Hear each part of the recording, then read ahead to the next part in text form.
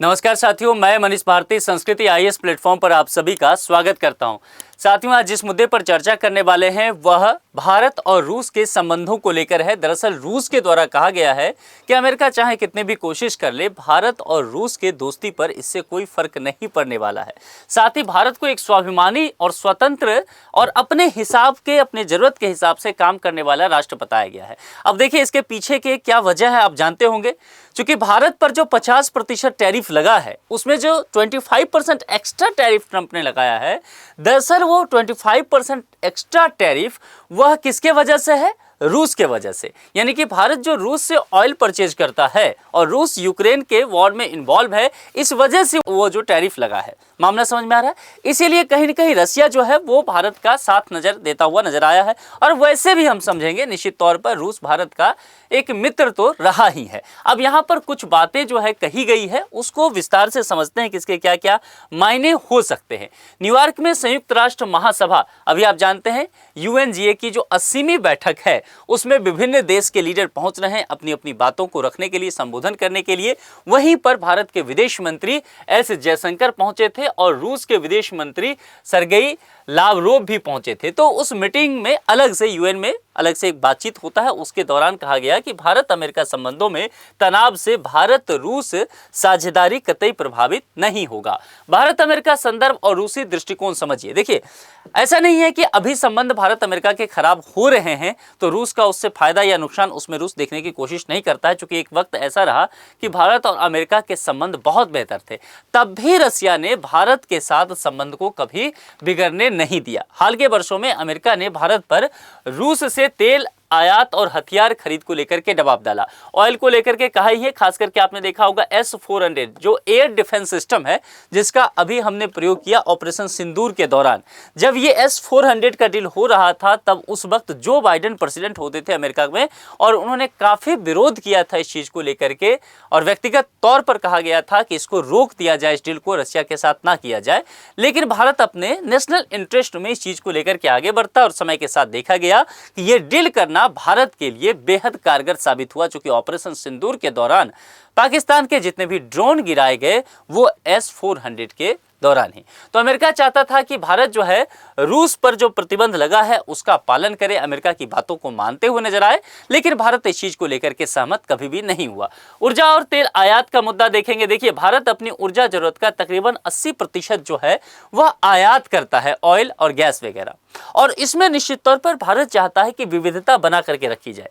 खाड़ी के देशों के साथ भी डील किया जाए, अमेरिका के साथ भी डील किया जाए, रसिया के साथ भी डील किया जाए, और नेशनल इंटरेस्ट को ध्यान में रखा जाए। तात्पर्य कहने का यह हो जाता है कि जहां से भी हमें सस्ते दर पर मिलेगा, हमारी अपनी जरूरत के हिसाब से मिलेगा, हम वहीं से तो परचेज करेंगे। भारत यही बात कहता हुआ नजर आ रहा है। अमेरिका दबाव इसलिए डालता है कि अमेरिका का मानना है कि रूस ने यूक्रेन पर युद्ध थोपा है और 4 साल से ये युद्ध चलता नजर आ रहा है। यूक्रेन पूरी तरह से तबाह हो गया है। यूक्रेन के तबाह होने का तात्पर्य यहाँ पर अमेरिका और यूरोपीय देशों के तबाह होने से जाना जाता है, चूंकि इन्हीं लोगों ने इसे उकसाया था रसिया के अगेंस्ट।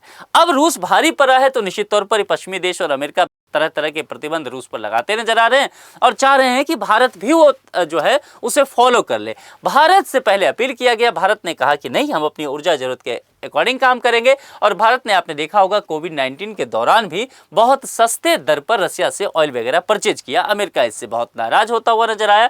डोनाल्ड ट्रंप दूसरे कार्यकाल में आते ही सबसे पहले जानते हैं कि 25% रेसिप्रोकल टैक्स लगाए और 25% जो है वो कहीं ना कहीं इस वजह से ऑयल और गैस वगैरह जो रसिया के साथ परचेज करता था, जो एक्स्ट्रा 25% लगा है वो इस वजह से रहा। ठीक है, तो यहां पर कहा गया कि भारत अपने नागरिकों और उद्योगों के लिए सस्ते और भरोसेमंद ऊर्जा स्रोत चाहिए। यही बात यहां पर एस जयशंकर कहते हुए नजर आए कि भारत किससे क्या खरीदेगा, यह भारत की अपनी चॉइस है।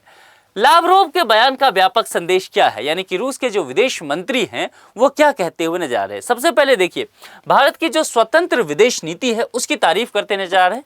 न सिर्फ रूस के द्वारा किया गया है बल्कि इससे पहले चीन ने भी ये बात कहा है कि भारत की विदेश नीति स्वतंत्र है और भारत स्वाभिमानी देश रहा है। उसने अमेरिका के सामने झुकना स्वीकार नहीं किया और किसी भी गुट में वो शामिल नहीं हो रहा है। भारत अमेरिका हो, चाहे रूस हो, यूरोप हो, खाड़ी देश हो, सभी के साथ एक संतुलित संबंध बना करके रखना चाहता है।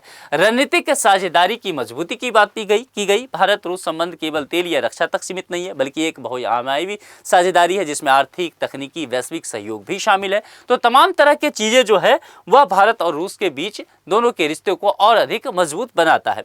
तुर्की की तरह आत्मसम्मान की बात यहां पर कहा गया। जिस तरह से तुर्की को लेकर के बात किया गया, वही बात यहां पर कहा गया कि दबाव के सामने नहीं झुका भारत भी, और इसीलिए भारत को कहीं न कहीं अगर देखा जाए तो वह आत्मसम्मान से जोड़ करके देखा गया। भविष्य में क्या हो सकता है, भारत में पुतिन का दौरा भी हो सकता है। संभावित एजेंडा क्या है, व्यापार और निवेश को लेकर के, व्यापार को 100 अरब डॉलर तक ले जाने की यहां पर रोड मैप की बात की जाएगी। ऊर्जा सबसे महत्वपूर्ण भारत के नजरिए से, भारत ये चाहेगा रसिया के साथ इस पर और अच्छे से बात किया जाए। रूसी तेल गैस का दीर्घकालिक अनुबंध कैसे भारत को मिल सकता है, इस बात को लेकर के रक्षा सहयोग हमारे लिए सबसे महत्वपूर्ण रहा है रूस के साथ, क्योंकि S-400 भी हमने यही लिया है। तो हथियार प्रणाली किस तरह से लिया जा सकता है, संयुक्त उत्पादन कैसे किया जा सकता है, फिर एक्सपोर्ट वगैरह कैसे हो सकता है, टेक्नोलॉजी को लेकर के AI, digital technology, cyber security, अंतर्राष्ट्रीय सहयोग, चाहे ब्रिक्स देखा जाए, ब्रिक्स में भी भारत भी है, रूस भी है। SCO में भारत भी है, रूस भी है। UN में कैसे समन्वय बनाया जाए, भारत आजकल देख रहे हैं कि वो सुरक्षा परिषद में अस्थायी सदस्यता को लेकर के लगातार कोशिश करता नजर आ रहा है। रूस के पास वीटो पावर है, तो निश्चित तौर पर भारत चाहेगा कि रूस उसकी मदद करे।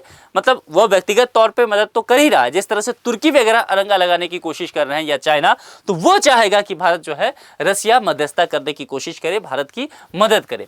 द्विपक्षीय यात्राएं और संवाद को लेकर के चूंकि लगातार कोशिश की जा रही है कि व्यक्तिगत तौर पर भी यात्राएं की जाए, संवाद की जाए, और वार्षिक शिखर सम्मेलन की परंपरा 2000 ईस्वी से ही दोनों के बीच चली आ रही है। वार्षिक शिखर सम्मेलन होता है कि दोनों देश के जो शीर्ष नेतृत्व है वो मिल बैठ करके बात करते हैं।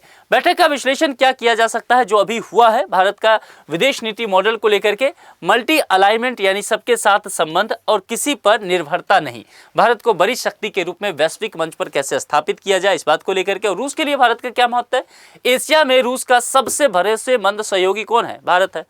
भारत का बच्चा बच्चा ये जानता है, रूस का भी बच्चा बच्चा ये जानता है। तो भारत रूस के तेल और गैस का भी बड़ा खरीदार है। अगर भारत नहीं खरीदता, तुर्की भी निश्चित तौर पर खरीदा कोरोना में, तो निश्चित तौर पर आप कह सकते हैं कि रूसी अर्थव्यवस्था की कमर टूट चुकी होती। और खास करके रक्षा उद्योग को किस तरह से दीर्घकालिक तौर पर साझेदारी के तौर पर बदला जाए। भारत के लिए रूस का महत्व क्या है, ऊर्जा और रक्षा दोनों निश्चित तौर पर, पहली बात हम यही जानते हैं। और किस तरह से वेस्टर्न कंट्री और चीन दोनों के बीच संतुलन बना करके रखा जाए, ये भी खास करके ब्रिक्स और SCO जैसे संगठन हैं जिस पर दोनों ही देश हैं। यहाँ पर UN में किस तरह से रूस की मदद ली जा सकती है, रक्षा वो अस्थायी सदस्यता पाने को लेकर के सुरक्षा परिषद में यहाँ चुनौतियां क्या है, रूस और चीन का नजदीकी बढ़ना, और चीन की कहीं न कहीं दूरी भारत से रहता है। हालांकि हाल के दिनों में चीन का भी भारत के साथ नजदीकी बढ़ा है।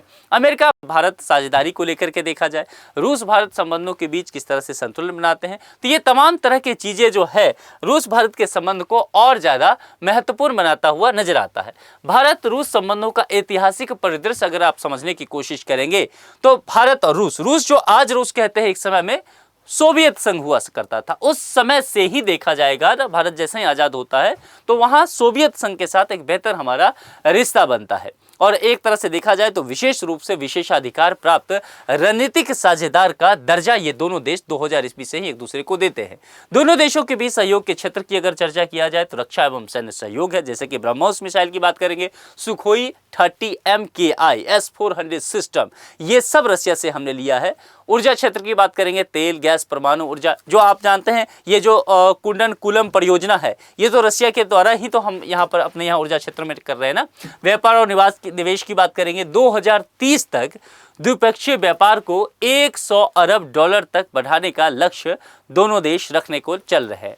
विज्ञान और तकनीक की बात किया जाए, स्पेस में, AI में, IT में, हेल्थ सेक्टर में इन दोनों देशों ने आगे कदम बढ़ाया। अंतर्राष्ट्रीय मंचों पर सहयोग की बात करेंगे तो चाहे वो ब्रिक्स हो जाए, SCO हो जाए, G20 हो, संयुक्त राष्ट्र हो, इन सभी में दोनों देश जो है मिलकर के बेहतर काम करते नजर आ रहे हैं। इसीलिए कहा जाता है रूस और भारत का संबंध जो है वह समुद्र से भी गहरा है और शहद से भी मीठा है, यानी कि इसके दोस्ती को अटूट माना जाता है इस दुनिया में। ठीक है, चलिए अब एक प्रश्न है, हाल ही में भारत और रूस के विदेश मंत्रियों की बैठक कहाँ हुई थी?